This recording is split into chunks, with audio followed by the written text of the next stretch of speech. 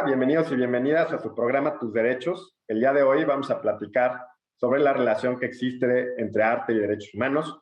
Como veremos a lo largo del programa, estas relaciones pueden ser de muy distinto tipo, que los artistas al ejercer y las artistas al ejercer su profesión ejercen diversos derechos fundamentales, pero también pueden contribuir en algunas ocasiones a través del arte como en medidas de reparación integral a violaciones de derechos humanos, pero también pueden contribuir, por ejemplo, en la difusión de la cultura de los derechos. Y por eso es que hemos invitado el día de hoy a dos especialistas, artistas que voy a proceder a presentar y que me da mucho gusto darles la bienvenida. En primer lugar, a Paola Pineda Córdoba. Ella es artista plástica, estudió arquitectura por la grandiosa relación que guarda con el espacio, la simetría y la idea de lo sublime en sintonía con todo su universo. Exactamente lo que ocurre con nuestro rostro humano. Estudió en la Escuela de Artes Visuales de Nueva York y más tarde en la Escuela Nacional de San Carlos. Entre sus reconocimientos se encuentra el premio al mejor promedio de excelencia académica en la licenciatura de Arquitectura y Urbanismo en el año 2000, doctorado honoris causa por el Claustro Doctoral Iberoamericano en 2018, finalista del Global Art Dubai en 2018, portada del periódico Reforma para representar el 8M en 2020 y en 2021 por el periódico La Razón. Primer lugar del concurso Las Fridas en 2020. Actualmente su obra se expone en el Pabellón de México en Expo Dubai 2020 y su exposición Ventanas Nouménicas en LMI Gallery. Bienvenida, Paola. También tengo el gusto de presentar a Octavio Arbeláez Tobón, abogado con estudios de posgrado en Filosofía y Marketing Cultural. Ha sido decano en la Facultad de Artes de la Universidad de Caldas, director de Artes del Ministerio de Cultura de Colombia y consultor del PNUD en el área de Cultura y Nuevas Tecnologías. En 2014 fue ganador del premio ISPA a la gestión cultural. Actualmente es presidente de Red Lat Colombia, dirige Circulart, Mercado Cultural de Medellín, el Festival Medellín Vive la Música y el Festival Internacional de Teatro de Manizales. Miembro fundador de la Red Euro-Latinoamericana de Artes Escénicas, Red de LAE. Bienvenido, Octavio. Pues muchas gracias y para introducir la conversación, Paola, me gustaría que en tu opinión nos digas qué es el arte para ti. En realidad yo creo que hay una definición distinta para cada quien. Para mí se define como algo muy sencillo, que es el espejo del alma. Entonces es a través de ahí donde los seres humanos, muchas veces con conciencia, otras veces no tanto, expresan lo que traen adentro, lo que quieren decir. Muy bien, y bueno, Paola, gracias por esta primera visión del arte. Octavio, si quisieras también darnos tu visión y vincular esto de qué es el arte y cuál es el propósito social del arte. En realidad las artes, como bien dice la maestra, tienen mucho que ver con esa forma de transmitir hermosamente y de comunicar los espíritus, tanto del artista como creador individual, como el espíritu del pueblo, para decirlo a la manera hegeliana. Es decir, en un contexto determinado, la comunicación artista y entorno generan esa sinergia y esa posibilidad de ese hecho social de la creación artística en comunicación con su público y con todo el contexto que representa tanto el espíritu de la época como el espíritu del pueblo. Entonces, desde esa perspectiva, las artes tienen mucho que decir, ese reflejo de lo bello, de lo estético, pero que traduce muchas cosas y muchas formas creativas que provienen efectivamente, como bien decía la maestra, de una transmisión de algo que el creador lleva en su interior. Oye, Paola, y bueno, también para dar una primera, digamos, introducción, ¿cómo, en términos generales, cómo tú percibes que hay una relación entre arte y derechos humanos? No, pues, a mí me parece que es una relación extremadamente directa. Yo creo que, ahorita yo creo que es muy evidente. Hay una protesta interna de los artistas y de los seres humanos, porque en realidad la protesta social a través del arte no son solo de los artistas, y es a través de ahí de donde se está buscando, se está cultivando, digamos, una manera de exigir los derechos de las personas.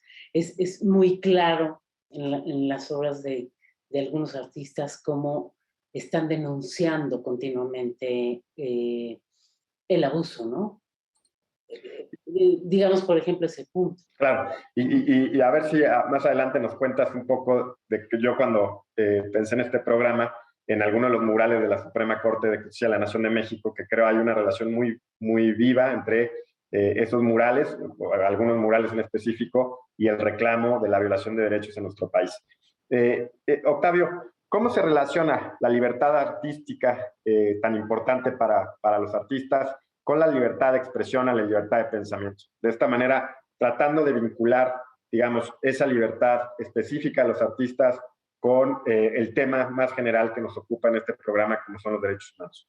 En realidad, hay que traducir desde varias perspectivas el tema de la cultura, las artes y los derechos humanos. Hay un derecho fundamental que defender, que es el disfrute, el derecho al disfrute de la cultura por parte de la ciudadanía. Y esto es una referencia fundamental. Es uno de los derechos culturales más importantes. Por otra parte, desde muchas perspectivas, por ejemplo, cuando se habla de los objetivos del milenio, de los objetivos 2030, etcétera, a los distinguidos redactores de los objetivos de la Agenda 2030 se les olvidó incluir la cultura, que para nosotros es una referencia demasiado importante y no está por allí. Y cada quien lo hace de una manera instrumental. Es decir, sí, la cultura es importante pero la cultura es una referencia fundamental y el disfrute de las artes también.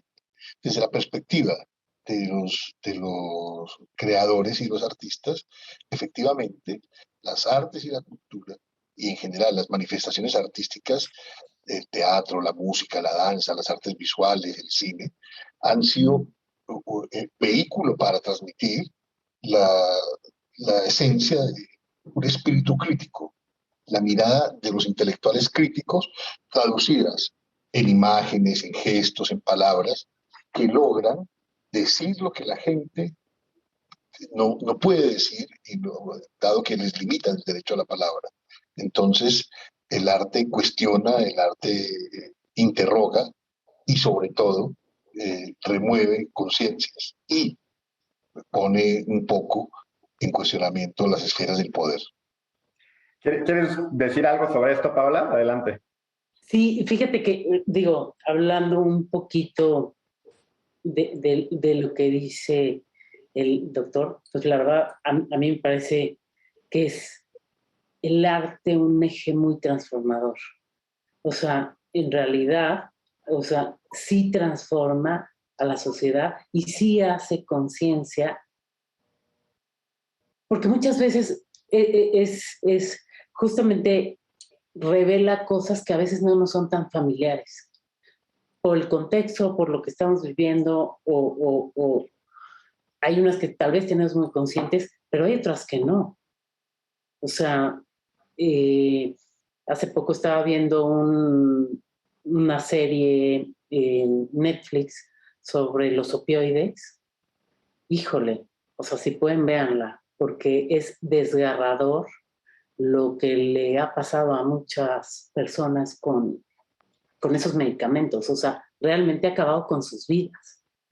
Y empezaron con un dolor de rodilla, de columna. O sea, entonces es una realidad, por ejemplo, que para mí no es cotidiana. Y verla expresada, en este caso, en cine, es muy impresionante. Octavio, y bueno, después de esta que nos decías del derecho al disfrute de la cultura, que es además en el caso de México un derecho constitucional, que creo que es algo interesante, ¿cuáles son, digamos, los deberes del Estado frente a ese derecho? Porque, digamos, nosotros los abogados solemos pensar que a veces los derechos solo implican para el Estado una abstención, un no hacer, pero creo que el derecho a la cultura implica también no solo a veces abstención de no censurar, por ejemplo, a un artista, sino que también implica de proveer de cultura. ¿Qué nos puedes decir sobre esa faceta positiva del derecho a la cultura que tiene como obligación el Estado? Lo primero es decir que estoy de acuerdo con la maestra Paola en el tema del poder de transformación social de la cultura. Y ahí aparece el ejercicio de los derechos que también genera deberes. Pero evidentemente los deberes relacionados con los creadores y en general con, con los espectadores tienen más bien que ver en realidad con el consumo cultural, con la perspectiva de la circulación, con el respeto a la diferencia, con la perspectiva de integración que puede tener el uso y el disfrute de las artes y la cultura con su entorno social. Entonces, sobre todo, los deberes tienen que ver con el respeto a los ejercicios de esos derechos de los creadores, con la perspectiva de respeto a la representación, porque muchas veces no solo es un tema de censura, sino que también es un tema de intervención directa. Hay, por ejemplo, y hay episodios que yo recuerdo que desde luego ustedes son un poco jóvenes para recordar cuando censuraban a la maestra Jesús Rodríguez en el Foro Shakespeare y Claro. que iban piquetes frente al Foro Shakespeare de la gente creo que era de alguna organización religiosa católica, que la censuraban y frente al teatro, al Foro Shakespeare, pues impedía la entrada de los espectadores. Entonces es otro de los deberes, el respeto al ejercicio del derecho ajeno. En general, ese es un tema que da mucho, sí, porque claro, la gente puede o no ejercer los derechos, pero también la gente debe permitir el ejercicio de los derechos, y sobre todo eh, en, en las formas de la vida cotidiana de no censurar, de no interferir y de permitir el goce y el disfrute de esos gestos hermosos que conforman las artes y la cultura. Gracias, Octavio. Y para regresar a lo que nos habías dicho, Paola, este potencial transformador que tiene el arte.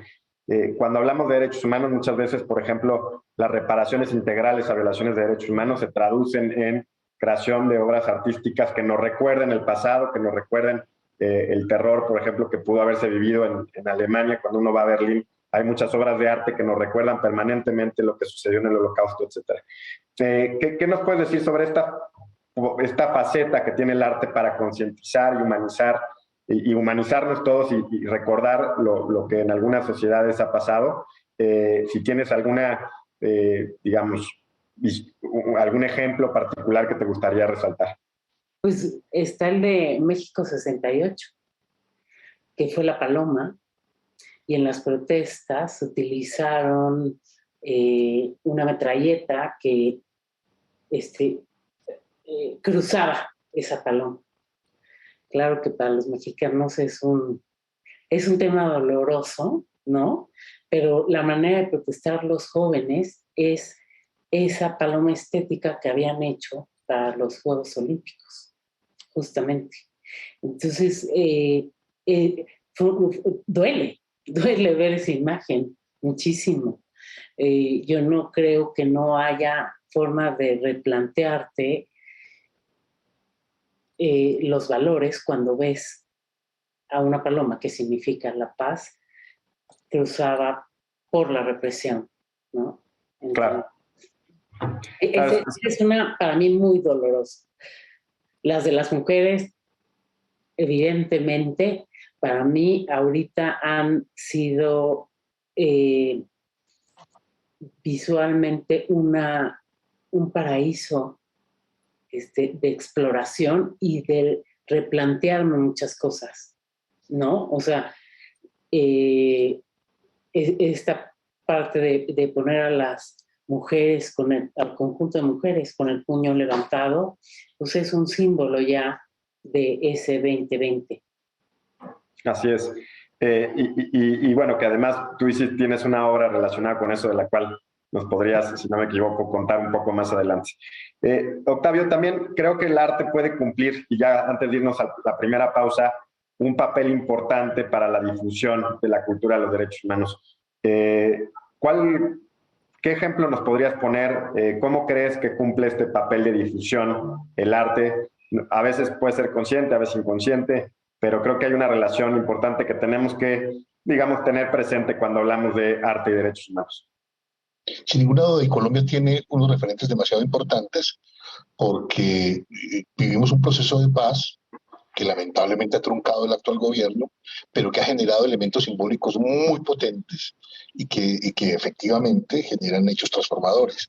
La Comisión de la Verdad, por ejemplo, en ejercicio de su trabajo, convocó a los artistas escénicos para proponer obras de teatro y creaciones alrededor de estos problemas. Y, por ejemplo, una de las obras premiadas, yo fui parte del jurado, tenía que ver con el desarrollo de la obra garciamarquiana de la memoria y el olvido. Y tiene que ver justamente con Úrsula Iguarán, con todos los personajes del imaginario garciamarquiano, pero en clave del ejercicio de los derechos humanos. Tampoco pues se puede olvidar uno de cuando la guerrilla entrega las armas y la maestra Doris Salcedo, que es una gran referencia de las artes visuales nuestras, funde las armas y crea una obra bastante potente que te conmueve con solo pisarla, por las fotografías de Esdado Colorado, que muestra el conflicto desde las diferentes facetas y desde los diferentes actores, miradas que se cruzan, o la escopetarra de César López, que fusiona un fusil y una guitarra, y la utilidad que se le da es que sea un instrumento de paz y no de guerra. Y finalmente se ve de la memoria un elemento que era muy hermoso, de protesta social muy fuerte, que era un performance que hacían las mujeres peruanas en el periodo Fujimori, que todos los días a las 12 del día convocadas previamente en las plazas principales de las ciudades peruanas, a las 12 del día comenzaban a lavaban la bandera peruana, con un gesto de un poderío, de una potencia que realmente estremece aún en el momento en que lo recuerdo, y pese a que Fujimori ya probablemente esté condenado al olvido. Bueno, pues muchas gracias, Octavio. Es momento de hacer una primera pausa. Nos vamos con esta reflexión del simbolismo que tiene el arte para la difusión y la concientización en la protección de los derechos humanos. Ya regresamos.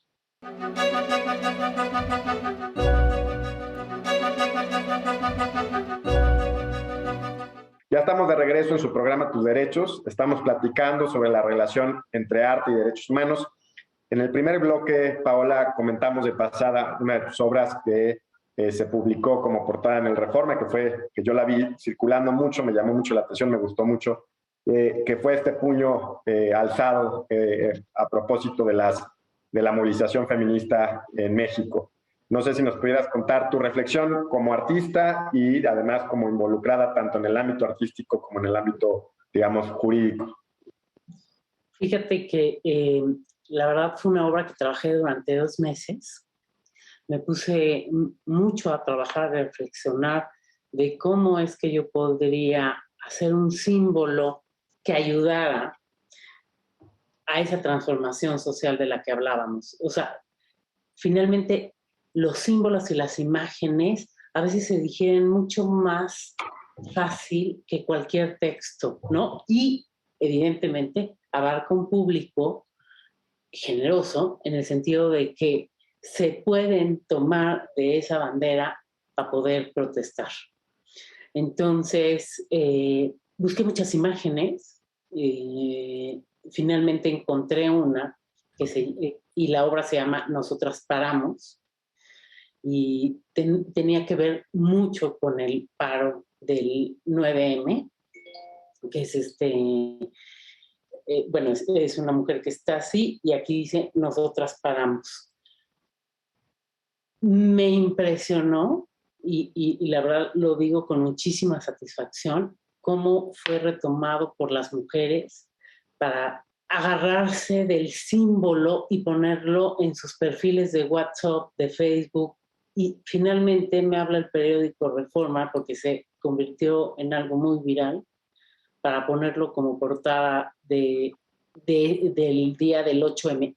Yo lo solté, digamos, unos 15, 20 días antes, con un videíto de cómo se hizo, de cómo fui dibujándolo y cómo se realizó. Y ahí fue que lo tomaron y ya hay hasta iconos de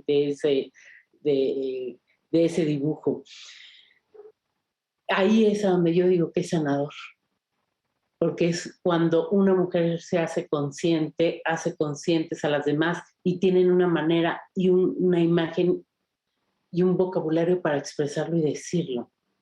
Entonces, fue importante en mi familia. Quiero decírtelo porque ese día mi papá me llamó y me comentó, yo sé que estás en paro, entonces no te quiero molestar, solamente saludarte y decir que estoy contigo. Se me hizo un gesto muy bonito de una cultura, pues que no la podemos negar, que es machista.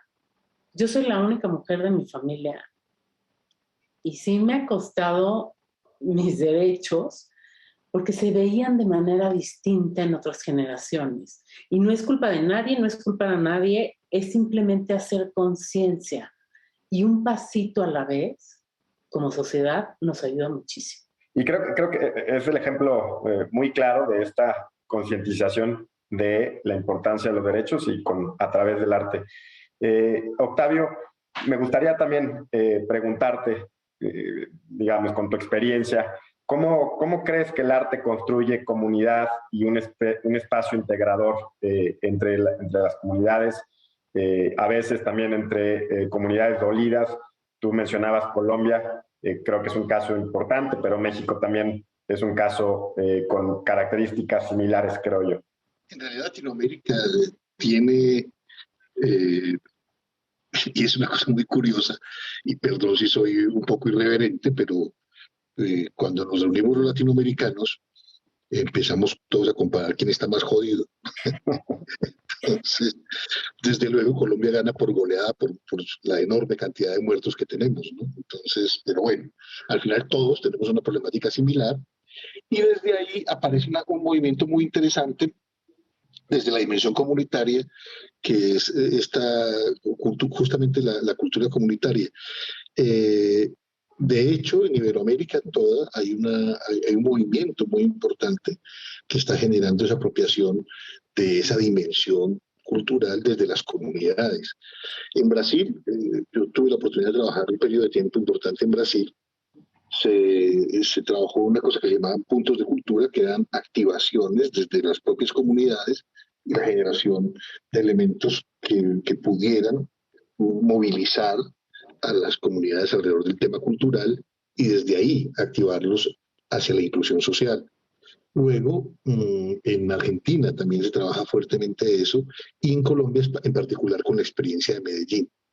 En Medellín incluso hay unas normas locales que apoyan y que hacen que el gobierno deba invertir en esa dimensión de la cultura comunitaria.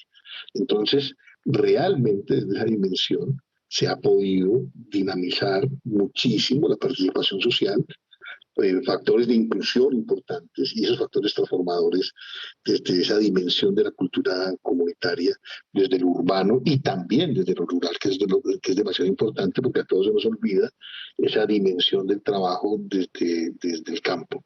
Entonces, los barrios se incluyen, las comunidades se incluyen. Hay ejemplos bellísimos.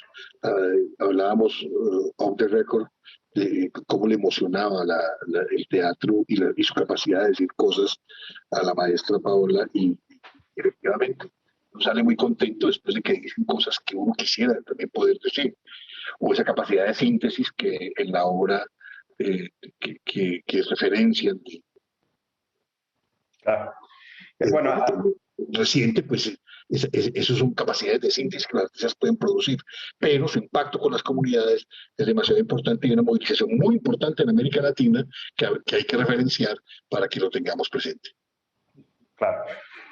Y Paola, bueno, ya mencionabas, también hay un aspecto que traía entre mis apuntes para conversar.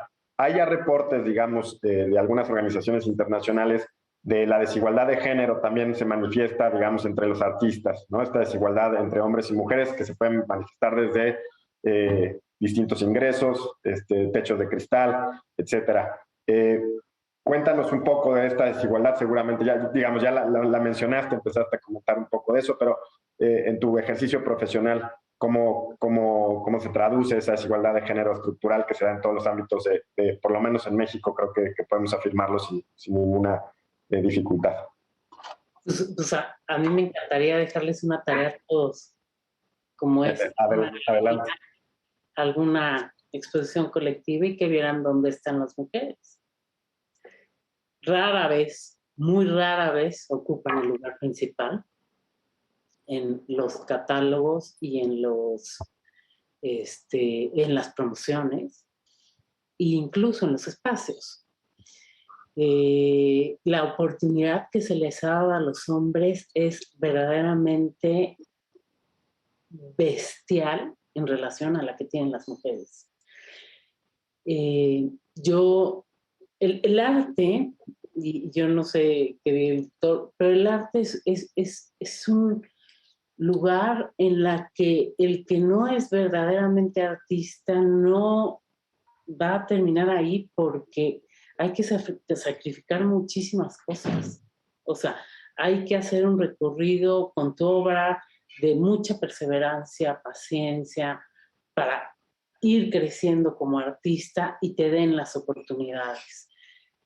Y los galeristas, la verdad, de veras, pregúntenles cuántas mujeres tienen y cuántos hombres. No hay uno que sea igual. No hay uno. Y eso es lamentable, porque si no vendes, ¿cómo puedes seguir siendo artista? Por eso hay más hombres que mujeres. Por eso no hay tantas retratistas, pues porque no les dan la oportunidad. Y eso a mí me parece que tiene que cambiar. O sea, estoy completamente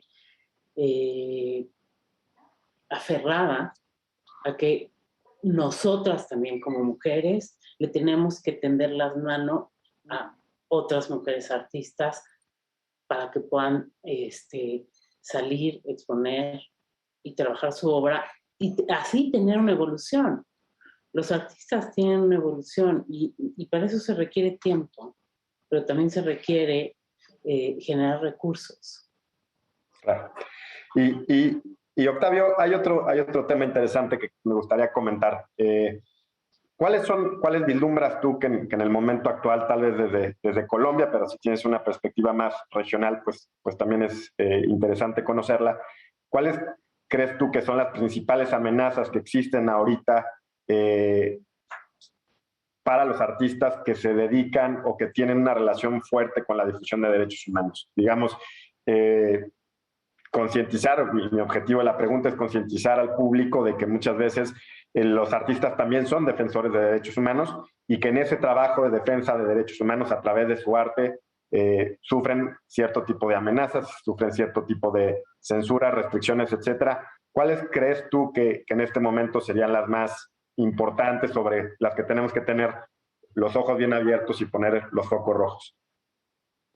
Pues sin ninguna duda hay amenazas contra la libertad y la vida de los creadores que cuestionan el poder.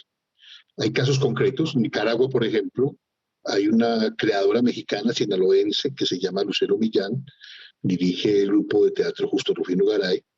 Hace muchos años está en Nicaragua y por su espíritu crítico está siendo bloqueada directamente por el gobierno y ha recibido amenazas contra su integridad personal y contra su capacidad de manifestarse. Otro tanto ocurre en varios países de la región. Recientemente en Cuba hay un movimiento que reprime a quienes lideran un movimiento importante. Junior Aguilera, de un grupo de teatro bastante prestigioso, Argos Teatro, y pues el gobierno cubano prácticamente los bloquea, tanto desde el punto de vista creativo como que la confinación en sus propias residencias. En Colombia el caso es mucho más dramático. En Colombia, tanto los líderes sociales que han sido asesinados sistemáticamente por la vía de la eliminación directa, como las manifestaciones artísticas. Hay grafiteros asesinados por la policía, hay artistas de teatro o músicos que están retomando las épocas más oscuras del proceso colombiano, que es siendo condenados al exilio o realmente sufriendo gravemente sus condiciones físicas, desde amenazas hasta muchas otras cosas. Y así sucesivamente en los países de la región está volviendo a aparecer esos espíritus de censura. En Brasil hay graves violaciones de los derechos humanos y en particular hay amenazas contra la integridad de creadores artistas por el hecho de pertenecer a la comunidad LGTBI. Entonces, pero amenazas fuertísimas, que no van solo desde la censura, sino hasta golpizas que han recibido los artistas. De manera que esta cosa de volver a estos gobiernos autoritarios ha generado sin ninguna duda otra vez olas represivas hacia los artistas, que ya no son solamente en la región, sino que cuando nos asumemos al universo mundo, también encontraremos esas formas de represión, como en China, por ejemplo, tan recientes, o en la propia Rusia. Claro. Bueno, es importante tener en cuenta esto y bueno, prestarle atención y además apoyo en la medida de lo posible a la denuncia de estas amenazas a la libertad artística, porque además, y a los artistas y a las artistas, porque pues no hay que perder de vista que están haciendo ejercicio de sus derechos fundamentales, como la libertad artística, la libertad de expresión, a veces la libertad de reunión. Paola, también, bueno, nos contaste de una obra tuya, pero también tú eres muy conocedora de los murales que hay en la Suprema Corte de Justicia de la Nación de México, y quería aprovechar el espacio porque cuando yo he invitado a algunos o he acompañado a algunos profesoras extranjeras que vienen a ver nuestra corte, es muy llamativo para ellos algunos de los murales que existen en la corte. No sé si quisiera resaltar alguno para que quien nos escucha pues se quede con la inquietud de que el día de mañana, ya sea que visite la corte, los vea en internet, porque hay algunos murales que por lo menos para mí son muy emotivos en la relación entre violación de derechos humanos, violaciones muy fuertes, y cómo hay una denuncia clara en los pasillos, digamos, de nuestra Suprema Corte. Sí, mira, bueno, Orozco evidentemente lo vamos a dejar para que lo vayan a ver porque es un sueño ver sus trazos y la manera tan libre de plasmar la injusticia.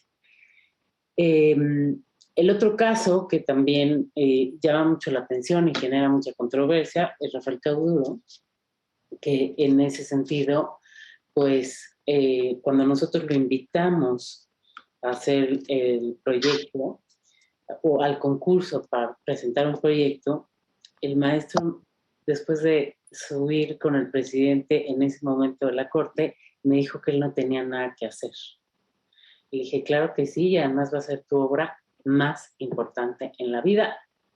Y lo sigo pensando.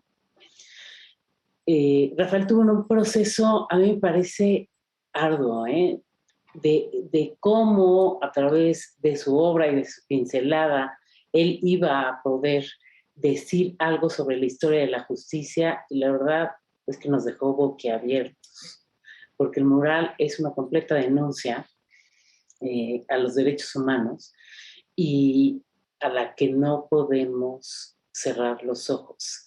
Y fue con eso que, tú lo sabes, está en la escalera principal donde suben los ministros, porque una de las cosas que yo les decía es la razón de ser de la Suprema Corte.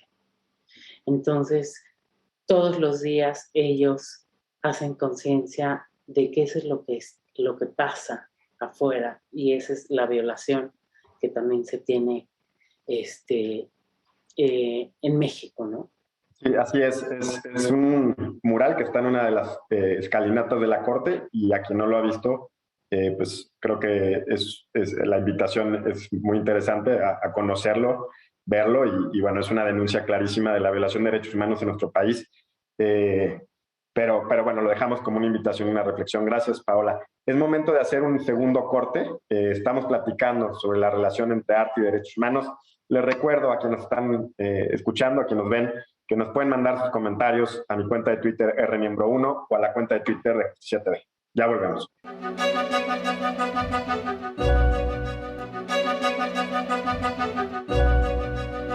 Ya estamos de regreso en su programa Tus Derechos. Estamos platicando un tema muy interesante sobre la relación entre arte y cultura de los derechos humanos y la protección de derechos en general. Paola, nos estabas contando en el último bloque sobre este mural de Cauduro que está en la escalinata principal de la Suprema Corte, donde suben y bajan ministros y ministras. Me gustaría que nos dijeras un poquito más, nada más, ¿cuál es la parte que más te gusta, te conmueve de ese mural? Mira, lo que más me conmueve es su historia, ¿eh? Ojalá y algún día pueda contar todo lo que hay atrás del trabajo de ese mural, pero sin empañar la visión. Ahora sí, de la gente que queremos invitar para que vengan y lo conozcan. Yo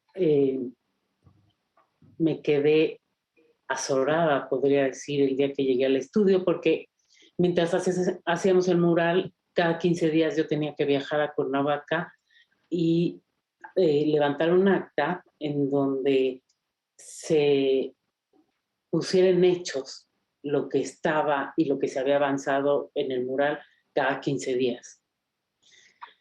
Y los procesos viciados, bueno, el primero fue la violación, que fue con el que se inauguró antes de que saliera el ministro Azuela, y después siguió realizando otras partes del mural, pero se siguió con procesos viciados, que es la parte en donde está una oficina de gobierno, y el hecho de ver las caras de los folders, que se me hizo además una idea genial, me sacó lágrimas. O sea, me saca lágrimas cada vez que lo veo. O sea, ¿por qué? ¿Por qué es ese acercamiento al ser humano? Cuando tú le pones nombre y cara al niño, ahora sí que como se dice, es muy difícil volverte ajeno al tema. Y esa parte del mural se me hace de una genialidad espeluznante.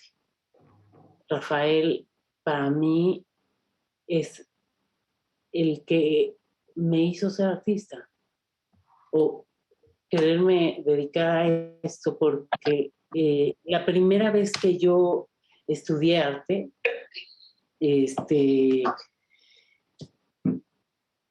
había una librería abajo y estaba el libro de Rafael, el primer libro que salió. Y él fue mi sensei. Mucho tiempo después llegué a trabajar a la Suprema Corte y ver cómo trabaja un artista de esa envergadura, para mí ha sido la enseñanza más sublime que he tenido en la vida. Gracias, Paola. Octavio, hay otro tema interesante que hay que tocar, es cómo el arte contribuye para generar un diálogo intercultural en países como Colombia, como México, en el que somos países multiculturales. ¿Cómo el arte puede contribuir a generar esos espacios de diálogo, esos puentes de comunicación? Pero lo primero es que, y no quiero dejar pasar lo manifestado por la maestra en el sentido de la capacidad de conmover del arte. A mí me emociona mucho que ella tenga, que se remueva todavía hoy solo pensando en las imágenes. Es la capacidad precisamente del arte de comunicar. Yo tengo en mi mano el libro que estoy leyendo actualmente, que es el Hamlet de Maggie O'Hara, una autora inglesa y las reseñas todas hablan precisamente de eso. Sobresaliente, preciosa, conmovedora, un regalo para los sentidos, una historia emotiva. Luego hablan de una saga familiar llena de vida, de magia, de afecto. Entonces, ahí hay una relación muy importante del arte con los sentidos y los sentimientos. Pero bueno, no quería dejar pasar eso porque me pareció me conmovió y me sacudió un poquito como esa relación que tiene la maestra con la obra y con su maestro. Ya desde la perspectiva, retomando esta conversación, hay una referencia que a mí siempre me gusta hacer porque es demasiado clave como referencia para la dimensión del diálogo intercultural en nuestra América, y es la Carta Cultural Iberoamericana. La Carta Cultural Iberoamericana se suscribe en Montevideo, Uruguay, por los países nuestros, resaltando varios valores comunes. El primero de ellos, y muy importante, es que hay un espacio cultural común iberoamericano, un espacio que está regido por una comunidad de lenguas, una comunidad de intereses, una comunidad que sin ninguna duda ha generado diálogos interculturales y la posibilidad de catapultar ideas y procesos a una comunidad cultural iberoamericana. Entonces, desde esa perspectiva, esos diálogos interculturales se han manifestado y se han traducido incluso en legislaciones posteriores que se han visto reflejadas en constituciones más modernas. Por ejemplo, la Constitución ecuatoriana tiene unas referencias muy importantes a la cultura. Sé que la constituyente chilena actual, porque pues, estoy invitado a finales de mes a un diálogo con colegas que están en la constituyente chilena, están trabajando el tema de la dimensión cultural, cómo integrarla dentro del ámbito normativo constitucional en Chile, pues se ha convertido realmente en una referencia y en un pivot alrededor del cual, desde esa perspectiva que en México se trabajó por primera vez en el mundo de la dimensión cultural del desarrollo, y que pues, desde luego estamos próximos a la celebración de los 40 años del Mundiacult, entonces 45 años, entonces seguramente habrá una gran celebración en México sobre esto. Creo que es el año próximo, no estoy seguro si es esto el año próximo, y de esos hitos tan importantes que se han reflejado en todo nuestro continente y en el mundo entero, esa posibilidad de que la cultura tome un papel importante y que sea la manera en que la gente se encuentra, en que la gente se mire a los ojos, en que la gente pueda encontrar lugares comunes desde donde recuperar esa emoción y ese sentido de vida que dan las artes y la cultura a la cotidianidad, que muchas veces puede ser apabullante. Gracias, Octavio. Muy interesante. Además, si nos da tiempo y tenemos unos minutos más, me gustaría que también ahondaras un poco en esta experiencia que vas a tener en la Convención Chilena, porque bueno, es algo que está presente, que está en ebullición y que bueno, muchas de nosotros y nosotras estamos dándole seguimiento. Pero bueno, antes de eso, Paola, yo tengo la percepción de que muchas veces los abogados consideramos que nuestro trabajo es pura razón, puros raciocinio, creaciones de lógica, etcétera, y que las emociones no juegan. Y yo creo que las emociones juegan un papel muy importante. Y tú mencionaste cómo el arte tiene, bueno, está muy vinculada con las emociones y con las sensaciones que tenemos. ¿Cómo consideras tú que podría generarse un mayor diálogo, una mayor apertura, digamos ya como una reflexión previa a entrar a las conclusiones y reflexiones finales, un diálogo más fácil, más directo entre el derecho y el arte en general? Tú tienes una experiencia ya de muchos años de trabajar en la Suprema Corte y a la vez eres artista, entonces creo que tienes una perspectiva que pues muy poca gente tiene, puedes tener una visión muy particular. ¿Cómo podemos generar más diálogo, más vínculo entre el arte y el derecho, así en términos generales? Bueno, o sea, en realidad Rafael es un muy buen ejemplo de eso, ¿no? Y creo que aquí la palabra que yo definiría para esto que me estás diciendo es empatía. O sea, finalmente, en esta manera de plasmarlo como una denuncia, lo único que genera es una empatía. Entonces, la sociedad se cultiva desde un lugar distinto. Yo creo que esa palabrita es la definición de estos tiempos, porque tenemos que tener empatía con el medio ambiente, empatía con las comunidades, empatía con las diferencias, empatía con nuestros iguales. O sea, eso es lo que va a evitar que nosotros nos sigamos dirigiendo a un lugar que no es sano, en donde quepan todos. Y en ese sentido, a mí me parece que ver una obra como la de Rafael o la de José Clemente Orozco crea empatía. deja hablar, es una válvula de escape hacia los conflictos y hacia los movimientos sociales que son los que nos van a terminar por ahorcar si no los vemos. Por lo mismo que pasa con nosotros. Cuando estamos tapando algún tema que no queremos ver personal, termina emergiendo si no lo atendemos. Y ese para mí sería el punto crucial, porque tenemos la maravillosa oportunidad de ver otras vulnerabilidades de la sociedad a las que antes no teníamos acceso y que ahora podemos tener la oportunidad de ver en toda su contemplación. Y es lo que me pasó mucho con la serie que te decía sobre los opioides. Hay una película muy famosa, me parece, es latinoamericana, sobre una persona de la comunidad LGBT que era transgénero, y lo que sufre y lo que hay alrededor de esa vida, no hay manera de que no te replantees la manera y los valores en donde tienes que dirigir tu corazón, tu mentalidad. Y es ahí donde se une el derecho y el arte y nos vuelve a todos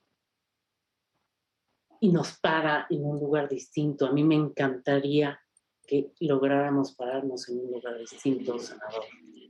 Claro, y creo que es importantísimo lo que estás diciendo. Además, en el caso de los derechos humanos, creo que, digamos, las personas que estamos vinculados con la práctica de los derechos humanos de distintas perspectivas, ya sea jurisdiccional o de difusión, etcétera, sin empatía, pues es difícil realmente hablar de derechos humanos, ¿no? Porque en realidad lo que está ahí detrás son sufrimientos, son condiciones humanas de vulnerabilidad, etcétera, que no se pueden ver solo desde los libros o desde las teorías, sino se ve la empatía con las situaciones que hay detrás. Octavio, antes de irnos a reflexiones y conclusiones finales, cuéntanos un poco de esto interesante que estabas mencionando en la Convención Chilena. No te pido que adelantes algo que no puedas adelantar, digamos, si vas a estar en tu presentación, pero creo que la reflexión es importante porque, bueno, para un ámbito como este de derechos humanos, también es interesante lo que está pasando en Chile en su convención constituyente, y si te han convocado, pues también puede resultar muy interesante saber cuál es la reflexión que puedes tener en este momento. No, en realidad no me han convocado, es decir, puede estar en un foro con ellos. Y es una conversación más que otra cosa, sí. No es en calidad de experto, no. O sea, en realidad, pongámoslo en contexto. El presidente Boric tiene un concepto de la cultura que ha puesto en cuestionamiento la forma en que ha estado manejándose el sistema cultural chileno, que, como se sabe, pasó de los Consejos Nacionales de la Cultura y las Artes a la creación de un ministerio. Esa forma de consejos también hizo que hubiese una transformación a través de los fondos concursables, un poco en lo que fue siempre pionero México, que era a través del FONCA, que la gente concursaba y accedía a recursos estatales. Está en cuestionamiento porque aparentemente también hay muchas asimetrías y bastante imposibilidad de acceso de comunidades alejadas de los centros de poder a presentar proyectos, a presentar propuestas, etcétera, etcétera, y están revisando esos procesos. Pero por otra parte, están tratando de adoptar este tema de la dimensión cultural comunitaria para incorporarla a los procesos que se viven con las reformas que se vienen a partir de la nueva Constitución. El diálogo, y vamos a ponerlos en contexto porque es con constituyentes que trabajan el tema de los derechos culturales y van a presentar un poco los avances y vamos a discutir un poco los avances en que en ese territorio están. Pues yo no me reclamo experto tampoco, simplemente soy un tipo que tiene la doble condición de ser académico, que provengo de la academia en materia jurídica, y un gestor cultural internacional que trabaja en varios países en ese tema. Entonces, por eso es que quieren que yo un poco opine desde luego, desde estos lugares, desde donde provengo. Eso es un poco lo que voy a hacer, no es, tampoco voy a hacer nada distinto a aprender, porque creo que el proceso chileno se va a aprender más que enseñar. Sí, sin duda es un momento fascinante para Chile y bueno, que enhorabuena por la experiencia que tendrás ahí, seguramente será interesantísimo. Paula, ¿quieres decir algo? Sí, es que la película que yo digo es chilena y se Sí, llama Mujer Fantástica y por sí, favor sí. no la dejen de ver. O sea, Sí, es una joya. Se les va a romper el corazón, eso sí se los digo. sí, es bellísima. Creo que incluso tuvo un Oscar como mejor película extranjera o algo, ¿no? Sí. No, no, no. Me da miedo volverla a ver. Pues yo no la he visto, así que lo tomo como nota. Y bueno, es momento de hacer la ronda de conclusiones y reflexiones finales. Paola, ¿cuál sería tu última reflexión para terminar este programa? Bueno, pues un poco retomando lo que dijo el doctor, que además se me hizo muy bonito. Sí pienso que el arte es sanador y que además da sentido de vida, como decía el doctor. Realmente creo que verlo, y a mí me gustaría dejarles una experiencia que yo muchas veces hago, es sentirte antes de entrar a un museo y después de ver una exposición. De veras, quiero que veas la magia que hace la obra de un artista que conmueve o que te llega de alguna manera, porque sales con una sonrisa. Es difícil, o con alguna reflexión, porque finalmente, cuando quedan algunas preguntas en tu mente, pues hay curiosidad y hay magia ahí, ¿no? Entonces, eso que te hace preguntarte o replantearte o ver de otra manera, a mí me parece que no tiene más que un lugar de sanación. Muchas gracias, Paola. Octavio, ¿cuál sería tu reflexión final? Desde la dimensión cultural del derecho se puede trabajar de muchas maneras y desde luego actuando, es lo más importante.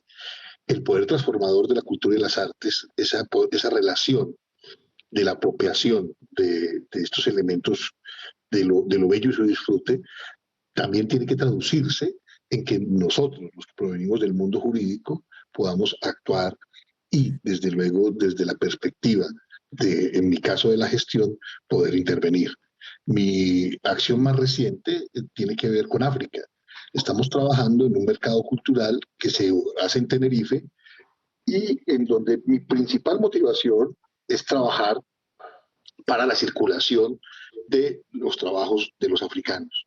Hay una serie de factores que impiden la movilización de los artistas por el mundo.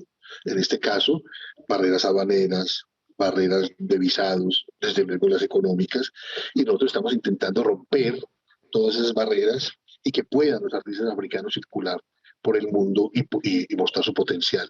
Y justamente la capacidad emotiva, nosotros ya estamos yendo a la quinta edición, nos ha posibilitado encontrarnos, por ejemplo, con la historia del Congo, contada hermosamente por Hassan Kouyaté, y de repente nosotros todos mirarnos y encontrar que al mismo tiempo la música que estaban interpretando estaba siendo declarada Patrimonio Cultural de la Humanidad y lo que estaban contando hermosamente era la historia del Congo, representándolo de una manera que a todos nos removió nuestras sillas.